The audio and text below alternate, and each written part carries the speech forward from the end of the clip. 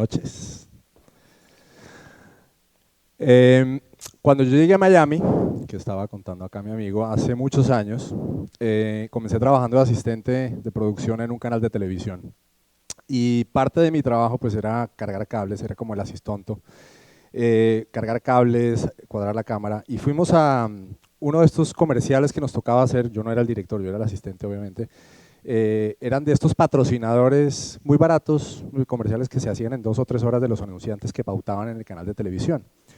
Llegamos allá y el señor este, que era un dueño de Torino Furniture en Miami, en Hialeah, nos dijo, llegamos allá y nos dijo, yo quiero hacer una idea diferente, yo quiero hacer una idea audaz, una idea arriesgada. Prendimos la cámara, traté de buscar el comercial en el internet para que ustedes lo vieran, pero no lo encontré, entonces voy a tratar de reproducirlo para ustedes para que entiendan un poco cómo era el comercial. Prendimos la cámara y el señor hablando a cámara era: ¡venga, venga! Lo que no te venda tu papá te lo vendo yo, si no te lo vendo yo te lo vende mi hermano, venga Torino Furniture, si no te lo vende mi abuela te lo vende mi tía, si no te lo vende mi tía te lo vende la sobrina, lo que cuenta es el cash. Ese era el comercial. Más o menos. Obviamente estaba vendiendo muebles y yo me quedé pensando en si esto era una idea audaz o arriesgada o no. Esa misma pregunta se la hice a mis compañeros de trabajo hace poco y les dije, ¿de qué voy a hablar en TED? De las ideas arriesgadas. Y les puse ese ejemplo y me dijeron, ¿por qué no hablas de Default, de tu nueva película? Perdón. ¿Sí? Default. Y yo dije, pero pues, Default es una idea sencilla. Y luego me puse a pensar todo lo que yo pasé por hacer esta película y dije, pues sí, era una idea sencilla, comenzó siendo sencilla, pero terminó transformándose en algo muy arriesgado y muy provocativo. Entonces, les voy a contar un poco, a grandes rasgos, en el poco tiempo que tenemos, cómo fue el proceso de esta película. La sinopsis de la película es bien sencilla, son unos periodistas que se montan a un avión en las Islas Seychelles, cerca a África, y los secuestran unos piratas somalíes y los obligan a documentar todo lo que está sucediendo durante el secuestro. Esa es la trama de la película. ¿De dónde nació la inspiración? Nació de esta película que se llama Actividad Paranormal, yo no sé si ustedes la han visto.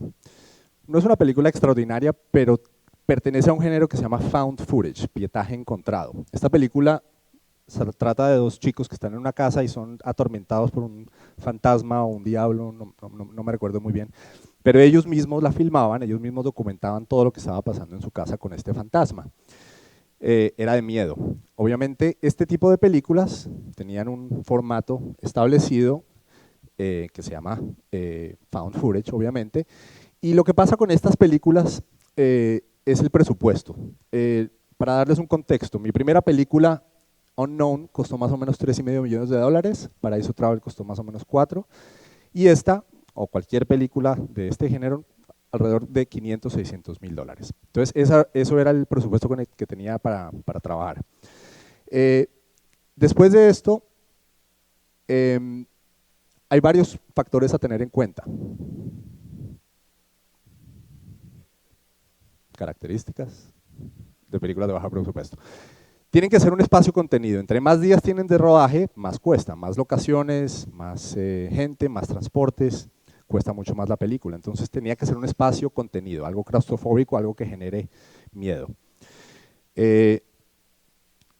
La otra característica, como estas son otro tipo de películas del género, Blair Witch Project fue una de las primeras películas que se hicieron más o menos en esta categoría.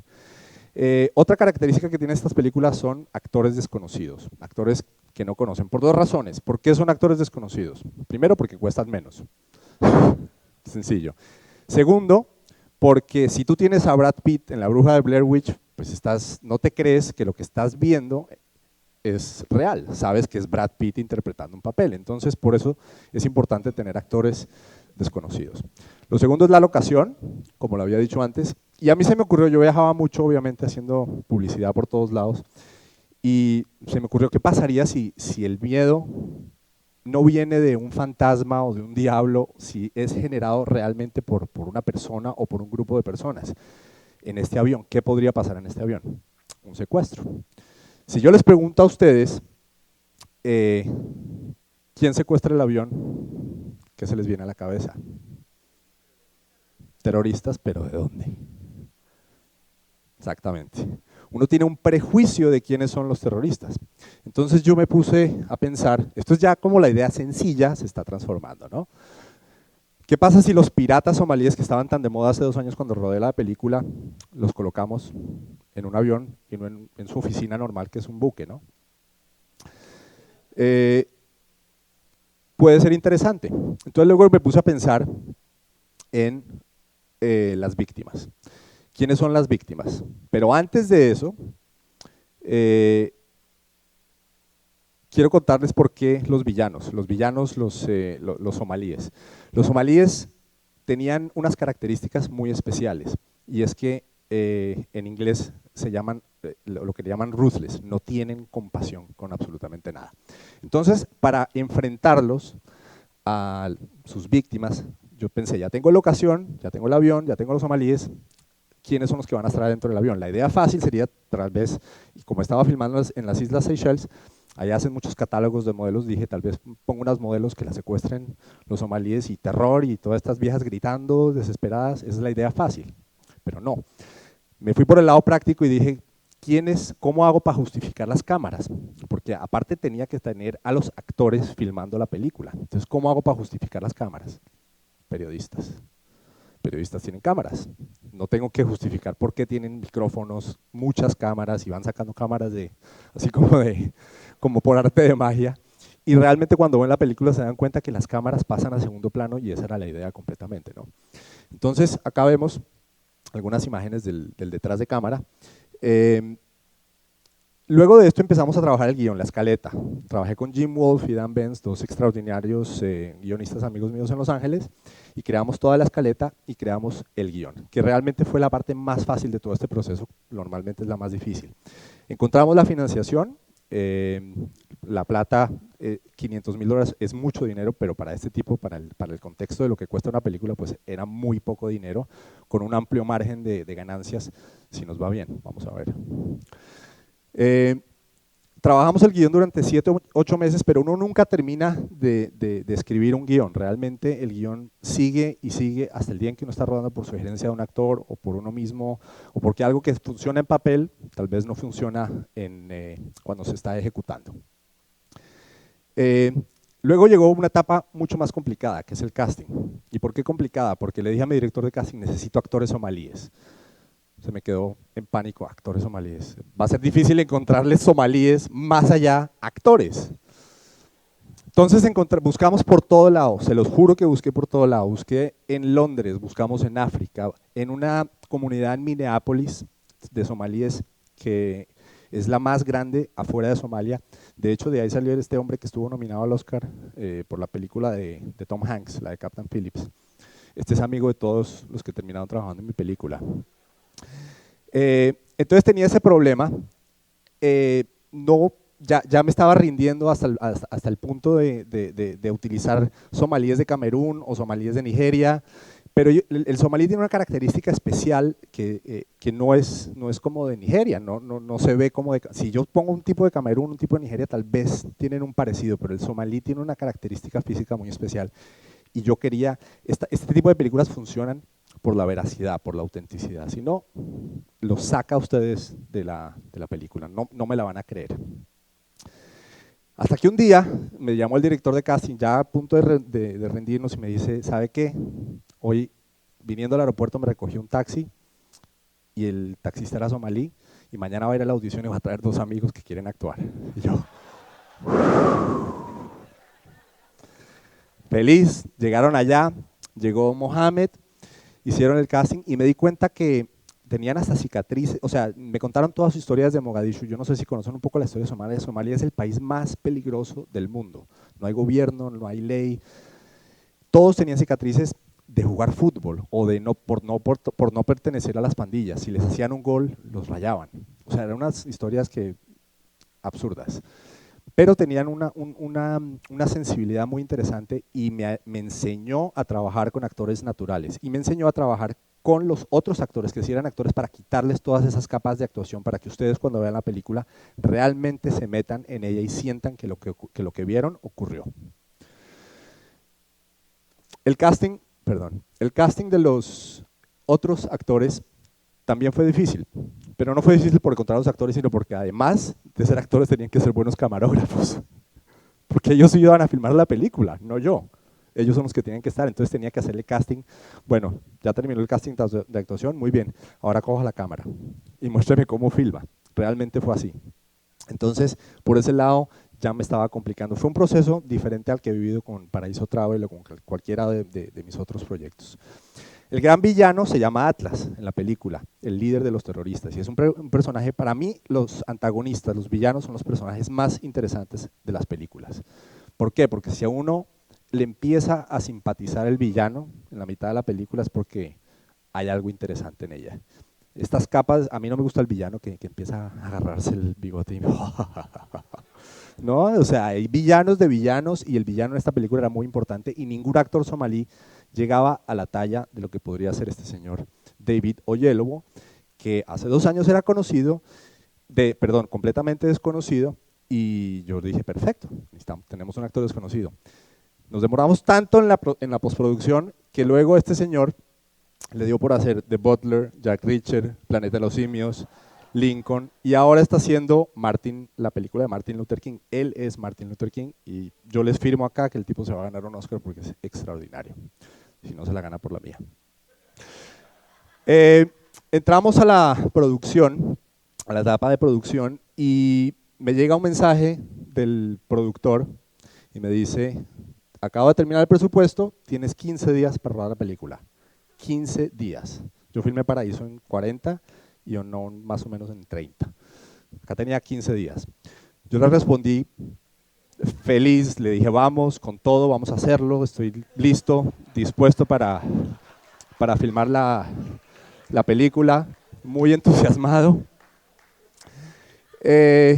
Lo normal era filmar más o menos 4 o 5 páginas por día, en Default filmamos 8 a 9 páginas por día.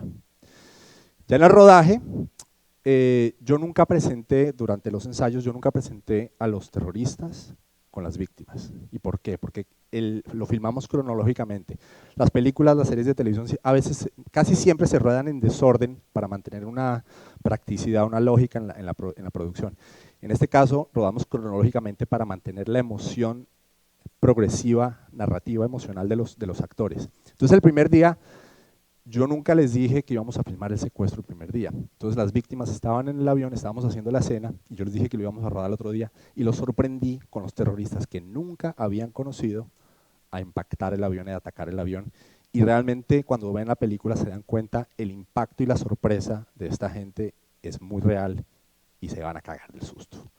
Y eso fue lo que sucedió con nuestros actores. Perdón la... Esto es más o menos algunas escenas del rodaje de la película.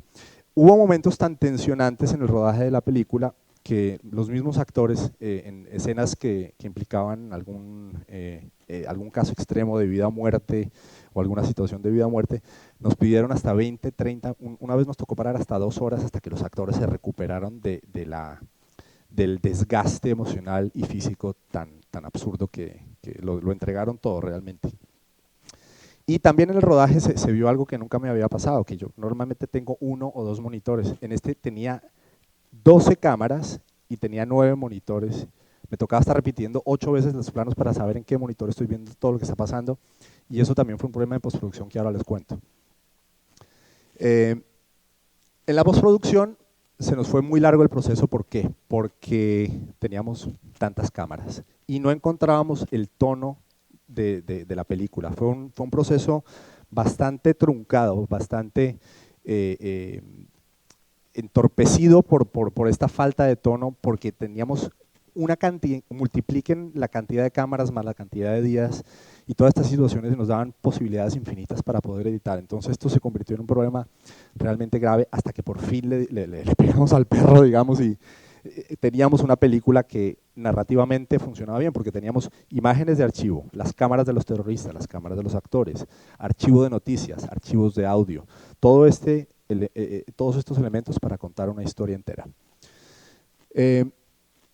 Para el sonido se me ocurrió utilizar, para este tipo de películas generalmente no tienen música. ¿Por qué? Porque cuando está sucediendo una imagen real o cuando uno está documentando algo, pues uno no tiene la banda sonora caminándole al lado, ese tipo ¿no? Que tocaba crear un sonido orgánico que fuera realmente apropiado para la película. Entonces lo que hicimos fue, esto fue una idea de Gustavo Cerati, que ojalá se despierte pronto, por cierto, que era coger samples, coger pequeñas grabaciones de sonidos relacionados con el avión o con el aeropuerto o con las cámaras y crear el mismo efecto que podría crear la música, crearlo con efectos de sonido. Entonces, por ejemplo, si había una situación tensionante dentro del avión, elevábamos el sonido de las turbinas al máximo y creaba todo ese bajo y más el sonido agudo de las turbinas creaba toda esa tensión que estábamos, el mismo efecto que tiene la música. Ustedes cuando ven cine, la música le produce un efecto emocional,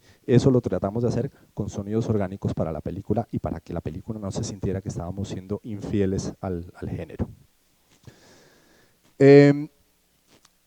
Les quiero mostrar 30 segunditos de la película antes de terminar.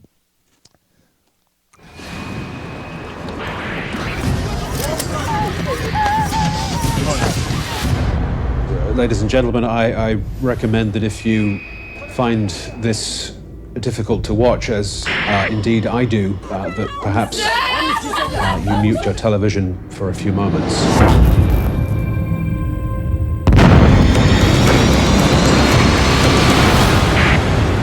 Fear is fear, Frank.